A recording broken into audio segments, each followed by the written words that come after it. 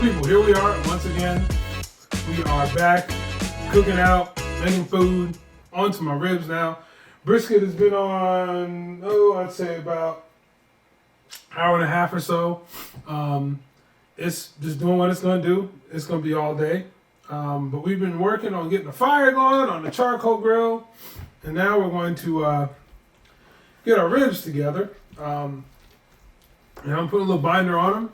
You know what I do? I actually just got off the phone talking with, not the phone, but on FaceTime with Stanley Parker. We were talking about various things.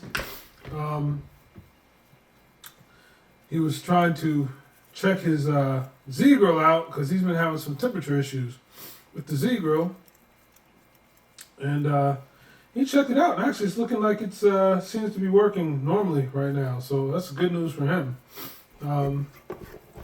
I've not had any problems with my Z-Grill. My Z-Grill has been pretty much flawless. One of the things that I will recommend is make sure keep it covered. I mean, it's got electronics in it.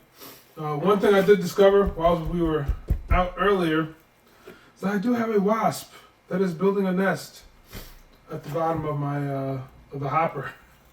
I tried to deal with him as best I could. We'll see how that all works out. Right now, I'm just putting some rub on my ribs here. Using again mustard as a binder. Sometimes with the ribs, sometimes I use a binder, sometimes I don't. I don't know. But in this case, I decided I would go ahead and use a binder. I'm using kind of a very traditional pork barrel rub. You can get the pork barrel rub in your Sam's Clubs and things of that nature. I have doctored mine up a little bit, so it's got some other stuff in it too. But one of the discussions that we were having earlier was, we were talking about jerk chicken, and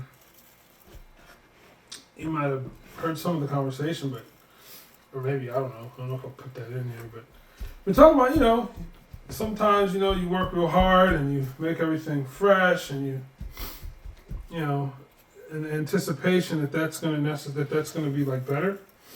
And, sometimes a lot of times it is. Let me be completely honest. A lot of times making things fresh is considerably better.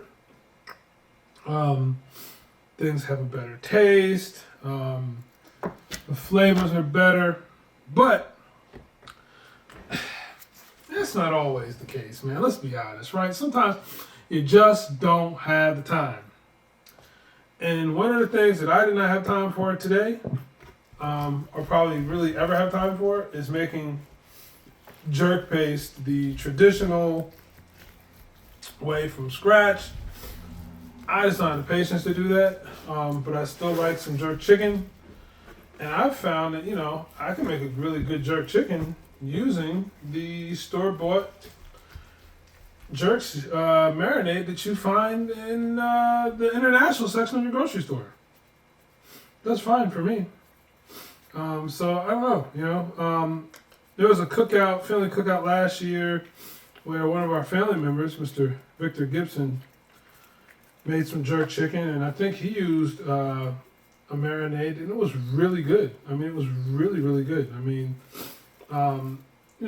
I think the thing of it is it's not that it's necessarily going to be better, but it's going to be comparable. It's going to taste good. I mean, at the end of the day, that's what matters, right? Is that it tastes good. I mean, that's what we're looking for. We're looking for stuff to have a good taste, a good flavor to it, and his jerk chicken had a great flavor to it. So, I mean, whether you are making everything from scratch and able to source the ingredients like Scotch bonnet and things of that nature, and the different peppers that you need for jerk to make a jerk paste. I mean, if you can't get it, you can't get it. What are you gonna do?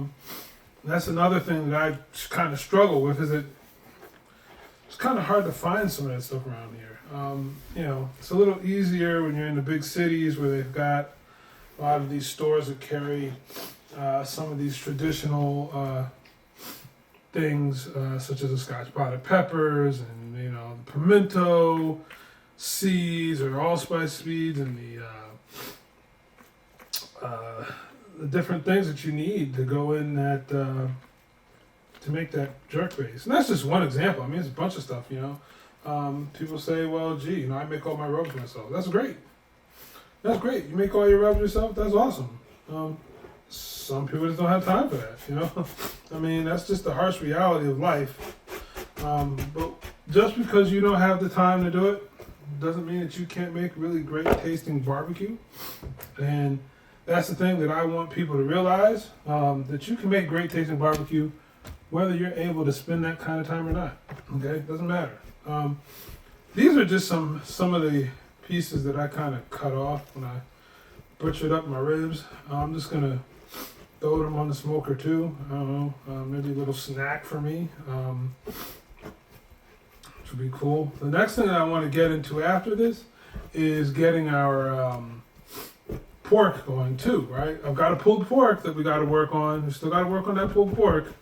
I'm looking forward to getting him going as well and getting him ready and seasoned up. We're going to be jerking the pulled pork, which I think is going to be pretty interesting. I'm looking forward to that. But right now, I'm going to go ahead and get this stuff on the grill. Get it started cooking.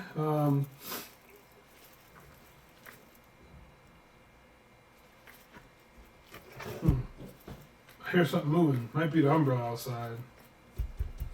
It's kind of windy. I probably should put the umbrella down. But hopefully it's windy out. Alright, cool. So that's done. Ready to go. I'll take it to the grill. Turn it on.